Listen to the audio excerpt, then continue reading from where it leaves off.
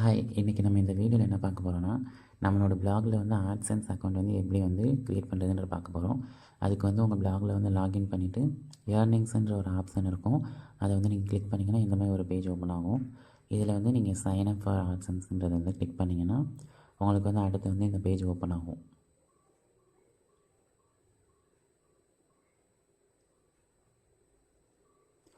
So உங்களுக்கு இந்த ஒரு பேஜ் ஓப்பன் ஆகும். Your account, your website, your இன்ஃபர்மேஷன்னு.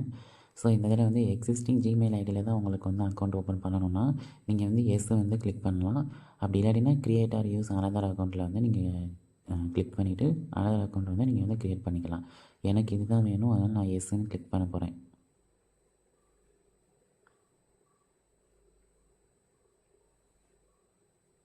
ஸோ நான் எக்ஸ்ன்னு கிளிக் பண்ண போகிறோம். இந்த மாதிரி ஒரு பேஜ் வரும். இந்த இதில் வந்து நான் அக்செப்ட் அசோசியேஷன்றது வந்து கொடுக்கணும்.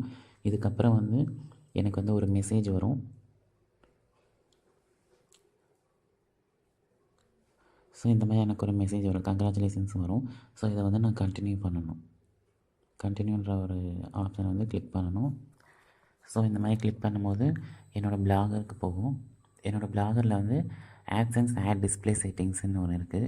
இதில் வந்து நான் என்ன பண்ணணுன்னா, என்னோடய ஆட்ஸ் அதாவது கூகுள் ஆட்ஸை வந்து என்னோடய பிளாகில் வந்து தெரியணுன்னா நான் வந்து ஸோ ஆட்ஸ் அண்ட் பிளாக்னு ஒரு ஆப்ஷன் இருக்குல்ல, இதில் வந்து எஸ்ன்ற ஒரு அதை வந்து கிளிக் பண்ணணும்.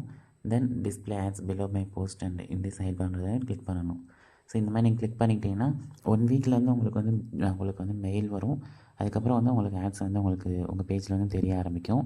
ஸோ இதில் ஏதாவது டவுட் இருந்துச்சுன்னா எனக்கு வந்து கமெண்ட் பண்ணுங்கள். தேங்க்யூ.